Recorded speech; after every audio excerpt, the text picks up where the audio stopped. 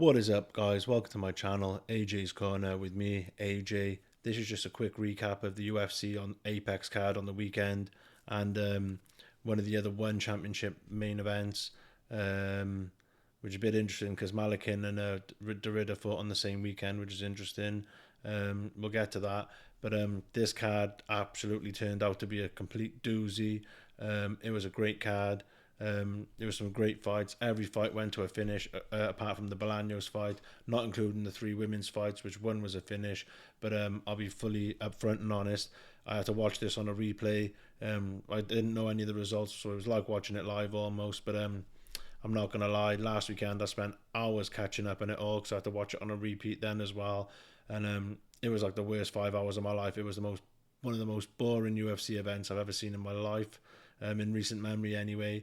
And so I was just skip happy in this one, and I watched every single fight, start to back, front to back.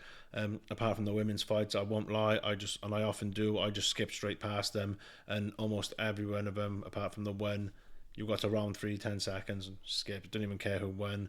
Women's MMA has just gone off a cliff. It is absolutely boring. It's not about being a misogynist. It is just a crap product. I honestly think the UFC could just do away with the women's division, but I think they just fill up cards for cheap. It is shocking. It's mad. You can get fights like Weili versus Joanna, but is it worth it for that fight to have to sit through all the other fights? Absolutely not. Women's MMA is trash and has been for a while.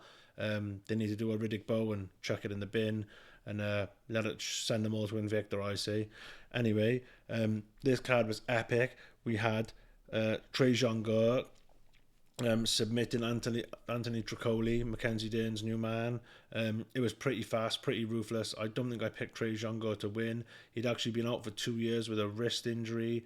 He was pretty hyped up back when he was meant to fight Brian Battle for the Ultimate Fighter, and then did actually fight him in the UFC, which kind of means he's a fake Ultimate Fighter. He's not the true Ultimate Fighter. But anyway, that was over quickly. Nothing to really talk about.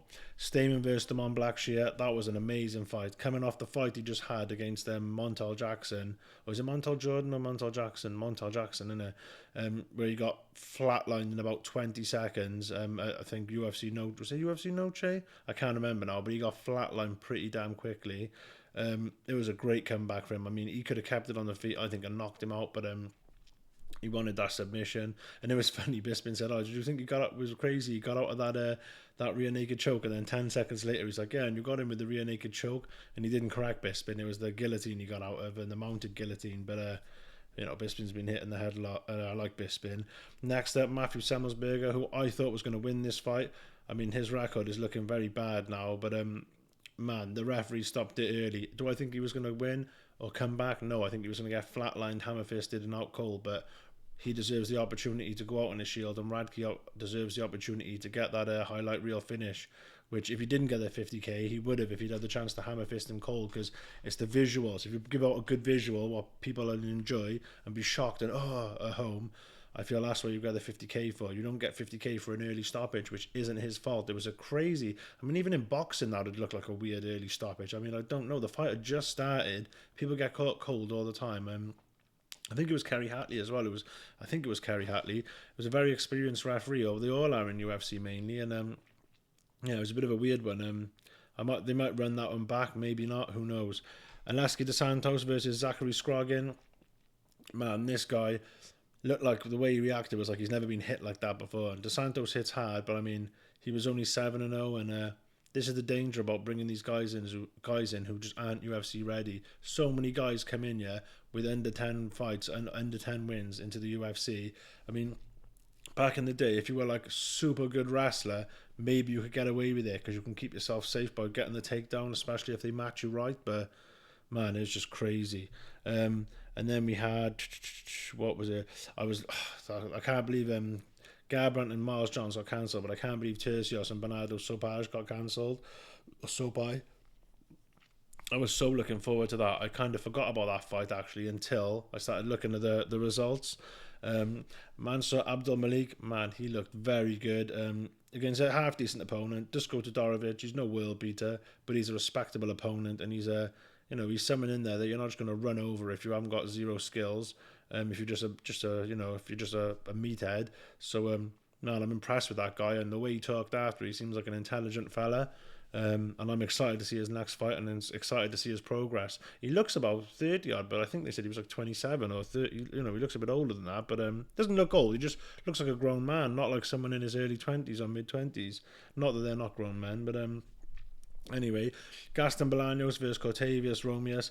Man, that was exciting. Those elbows he did on the ground, which would have been probably the fight would have got stopped before, because I would have probably counted as a 12-6.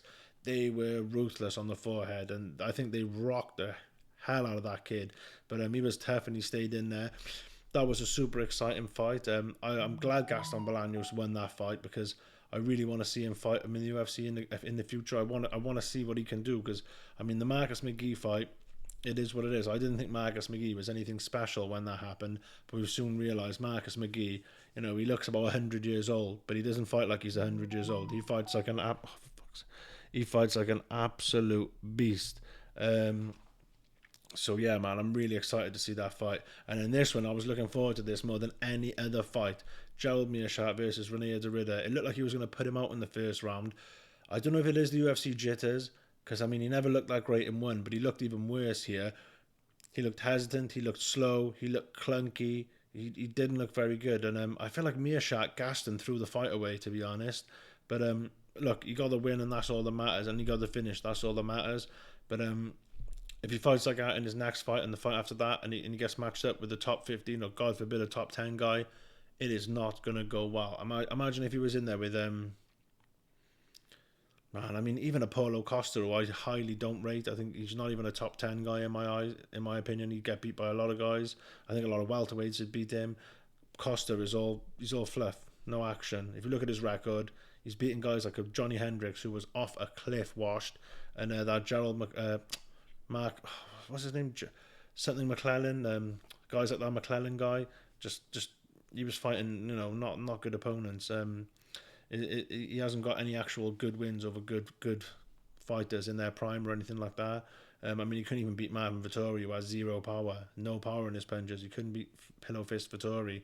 But man, this fight, I mean, Bisping said there was some great stuff going on the ground. I'm no jiu-jitsu expert, but it didn't look that high level to me. I wasn't impressed, I'm not going to lie. He looked so slow. So slow. It was unbelievable how slow he looked. It was like he was underwater or something. But look, he got the win, and it is what it is. And we'll see how he looks in his next fight. The UFC jitters are real, even though he's a 2 Division 1 champion. And I think, his last two fights, other than the one where he fought in Russia or Abu Dhabi or whatever, he got starched by Malakin, who was a beast. So it is what it is. Neil Magny versus Prates. I thought he dived as well, and the reason why I think a lot of people thought he dived is because before the punch happened, Magny looked like he was looking for a way out of there. He was reeling, he was flailing, he was like a wacky inflatable tube man off Family Guy. He was all over the place, but they've cut it out of the highlights. You can't see it on the highlights, and I can't find any videos online of the full fight. So I wanted to show it. There's a minute where I think it's about the 20-second mark left, 20 seconds left in the first round, and Magny looks like that. The referee goes, get up, which I've never seen in my life. It was almost like the referee had money for him to get knocked out in the first round. The ref was so aggressive telling him to get up. I've never seen anything like that. I mean, if I was a professional fighter and a ref spoke to me like that, I'd say, shut the F up, you little prick. Do you know what I mean? That's what I'd say to him. I'd say, come see me, cash me outside in the car park, you little asshole. I think it's tough. Speaking to me like that. I think it was Jaron Bilal or something like that. I can't remember now. What's his name? Oh yeah. Anyway, the way it looked like it is because the way Magny looked at the clock, and as if he was thinking, there's 20 seconds left in the round. If he was, and this is all speculation, by the way, this is pure speculation. Just we're living in a fantasy world here. If he was looking to take a dive, then in the first round, then he looked and he saw there was 20 seconds left. That would have been, he would have known that he hasn't got long left to make the dive. And at his age, 37, say you were going to take a dive, you're like, even if you win the fight, you're not going to really go anywhere. You're not going to win a title. You're not going to really make any more money than you're going to whether you win or lose. So why not at that age? I mean, just speaking as like we're just having a joke and a laugh here. This isn't, this is just all speculation, pure imagination. This, but if you were gonna try and make some money maybe late in your career before your time's up. Maybe you could bet, even though the odds wouldn't be that great, you could maybe bet on yourself to lose by KO in the first round. But I think it's the way Magny went down. And then, but if you actually watch it on the replay and you have the sound all the way up, you hear the fist did hit it in real time. You're not listening, you're not paying attention, to the sound that much. You can miss the sound of the glove hitting him. But if you keep watching it on repeat on the TNT Sports YouTube channel, you definitely hear a good connection. There was a very clean connection, a good connection on the back of Magny's head there, which does send people falling face forward. And I think also it's the way he sort of kept his head down like that, as if he was embarrassed to show his face. But I think he was just out cold and almost at the same time muscle memory, trying to protect from any further shots coming in. So I think that's where the confusion is. So a lot of people saying, "Oh, you're an idiot," thinking, so someone who doesn't really watch this sport a lot, you could easily think it was a dive, because in real time it looks, even on the replay for most angles, it looks like it doesn't hit him. Do you know what I mean? From a lot of the replay angles, it looks like it doesn't hit him. So it's an easy mistake to make for someone who doesn't really watch the sport. But I think the fact that he looked at the clock as well, I think that's a big part of why people think he took a dive. Anyway, one other thing, order of business. Francis Ngannou had a real good opponent, undefeated. Anatoly Malakin no longer has that opponent. I mean, I guess they could put him against Rugs. It'd be two big African beast giants going against each other. But I think Ngannou would destroy him. He'd absolutely destroy him. Both guys showed a great chin. It was a great fight. I actually think Malakin won. Me personally, I think Malakin won. But I'm not going to lie, I actually only watched the highlights, but I watched the extended highlights, and it looked to me like Malakin was landing the bigger, better, cleaner shots. Because, I mean, in the highlights, you see all the things we're seeing, unless Rugru had a bigger amount of control time or something. It looked to me, and I know you can only say what you can see off the highlights, doesn't mean you watch the fight, does it? But from what I saw, it looked like Malakin won, and a lot of the comments were saying it was too close to call, which I think is strange, because if it's too close to call, maybe you should let the champion keep the belt and then do a rematch. But either way, that's a big opponent.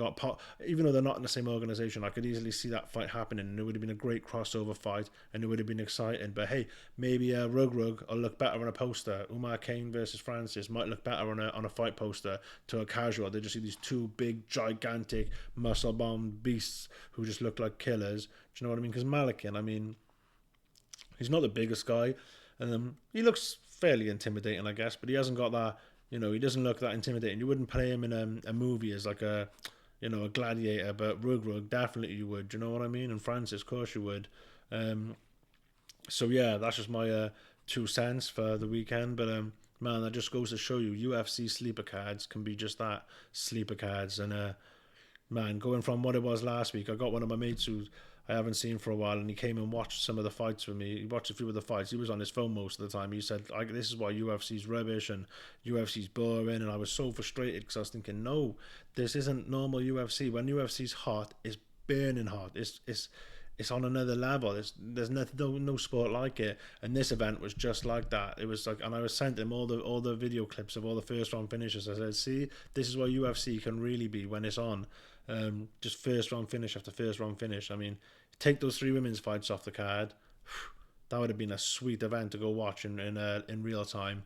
I mean, man, it was epic. So yeah, that's just my 2 cents. That's it for this video, and I'll catch you guys in the next one. Peace.